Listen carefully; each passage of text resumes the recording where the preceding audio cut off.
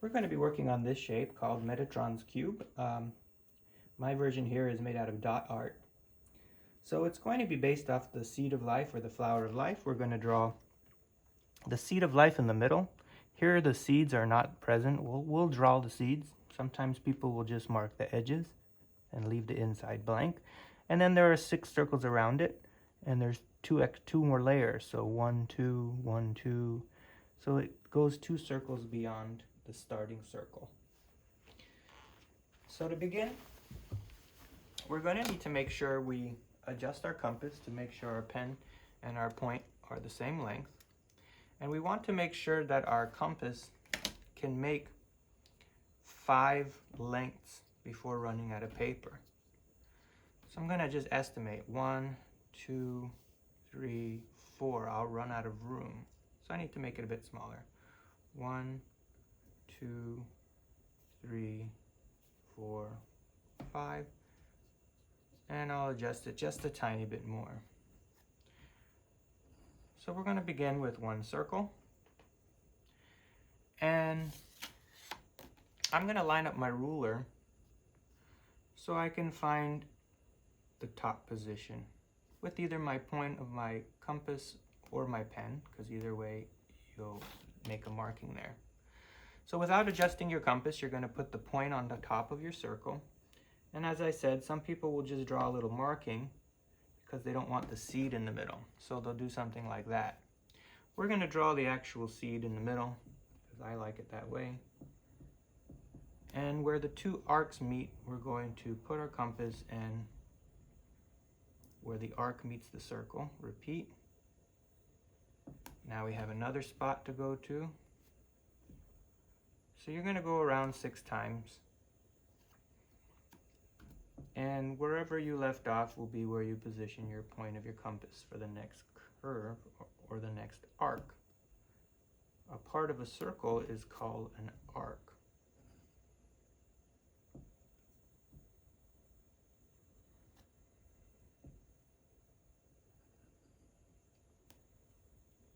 So here's my seed of life pattern. And based off of this, we're going to draw some straight lines going through the seeds. So I'm going to line up my ruler. I'll find the top of the seed and the bottom.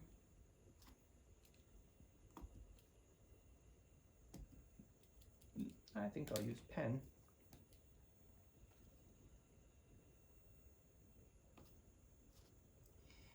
And we're going to draw a straight line all the way through. Now, if I was doing artwork like the painting I showed you, I would use pencil because normally we erase a bit. I'm going to rotate it 1/6 of the way, so it'll be about 60 degrees. And I'm going to repeat that a couple more times.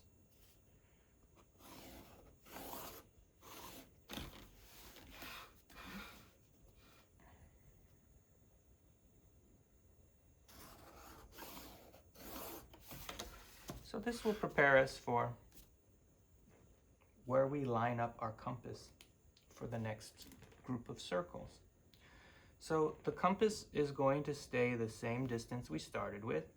So you are not going to readjust your compass. Looks like my compass may have moved a tiny bit. So what we're going to do is we're going to put the pen on the very edge of the circle, and the pointy tip will go on the line itself that we drew.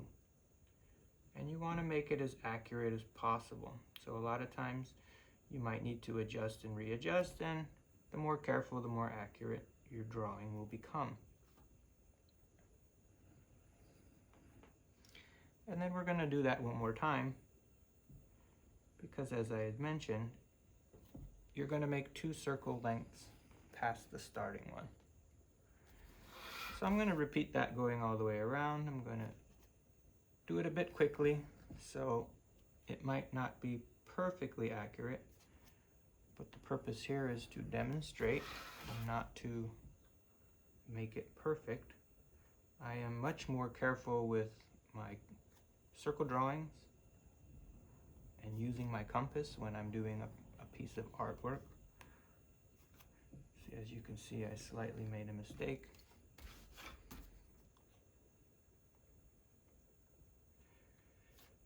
Ideally, you want the circles exactly touching each other's edges.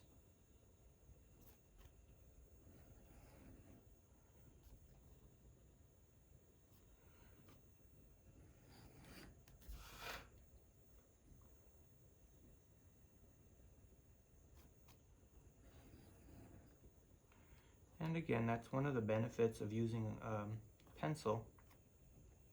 You can erase it if you've made a mistake. And it's worth erasing even if the mistake is tiny, because the more we're drawing, the more a little mistake matters. So this is our circle and our pattern for the flower of life. As I had mentioned, the last step is going to be to connect the center of each circle to the center of every other one. So again, I had mentioned in another video, the reason we have a pointy tip is so we can see the indentation. So we want to find the center. Here's the center, here's the center. So the point of your compass, let me readjust it to see.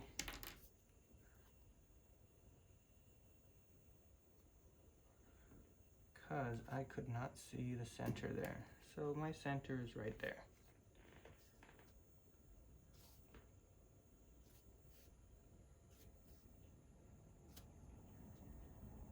So it's very important that we can see the marking and the indentation of your compass.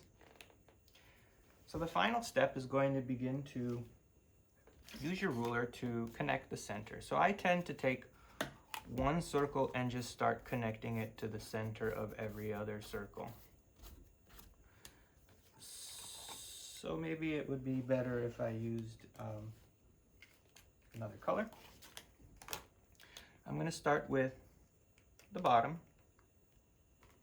And again, if you were using a pencil, you would erase this extra part. We really just want that center.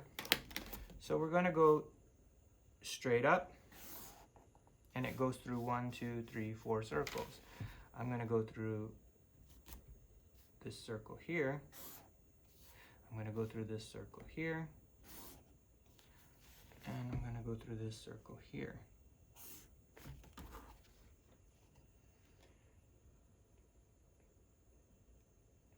So you notice that when you go through this circle, it also goes through this one. And I'm going to repeat the same thing on the left side. From here to here, here to here, and from here to here.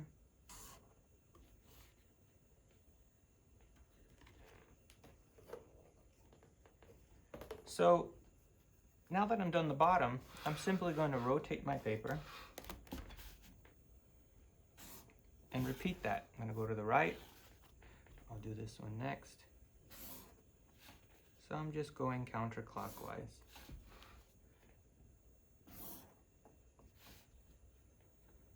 You can kind of swing your ruler, and when you see the center of a circle, you line it up. So as you begin to get more and more done, you notice when you get to the next circle, some of them are already completed. So I'll start on the left, connect these two, and go counterclockwise.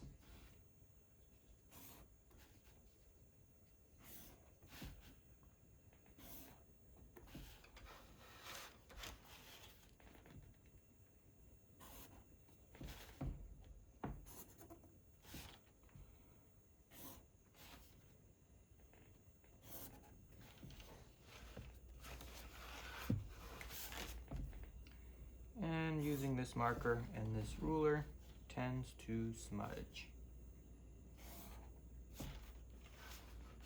So one thing you can notice to to make sure you've done each one correctly is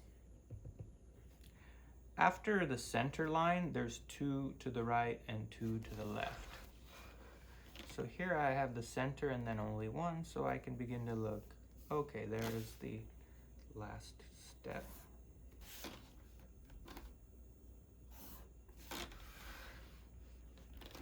Oops, I missed one over here. So there's 1, 2, and 1. So I'm going to need to connect from here to here. So you can often see where there's a mistake because it doesn't look right, so there's something missing here. So again, there's the center 1, 2, center 1. Oh, I'm missing the other one.